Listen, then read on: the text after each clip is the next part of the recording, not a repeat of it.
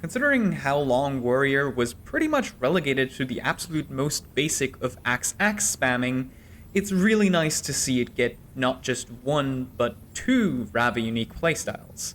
In fact, Bladesworn is probably up there amongst the top builds when it comes to uniqueness. And it's all thanks to the build's cornerstone, the power of Dragon Trigger. That's what it's called. Everything you do is in service to setting up the dragon triggers that hit as hard as possible, as often as possible. Now, while you get some tools to make sure that it hits, it's still your responsibility to not mistime the whole thing. Boss phasing is going to be your biggest enemy. The build does have a lot of intricacies, more than I can really do justice here, and it's not an easy one to pick up either, but I'll try to give you at least some of the details right now. Dragon Trigger loves modifiers more than possibly anything else in the game, so you're running stuff like overcharged cartridges and fiercest fire to max out your damage on every hit. The latter is also why you're running a ton of ammo skills. That way you can actually reasonably get to max stacks.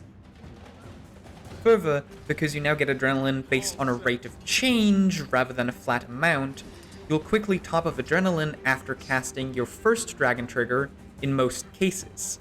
So it's really easy to use two in a row by way of the cooldown reset from Dragon Spike Mine. Sorry, it's not adrenaline, it's flow.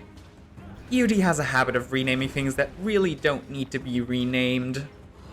There's a whole bunch of other stuff, but those are two of the most important pieces.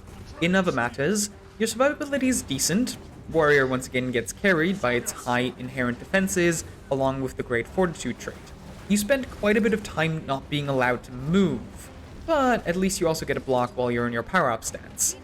And you can add Define stance to protect yourself during that time as well. You can also use the Immortal Dragon trait to make your triggers pretty much a full heal every time, but it's not as practical as it seems in a lot of cases. You know, you'd rather have the healing while you're vulnerable, not when you're free to move again. If you do intend to change the gear for any reason, make sure you still get to 100% crit chance. You never want to risk your Dragon Trigger not critting. As for utility, you don't have any. Like literally none. Dragon Trigger is your only CC skill, and that's all you get.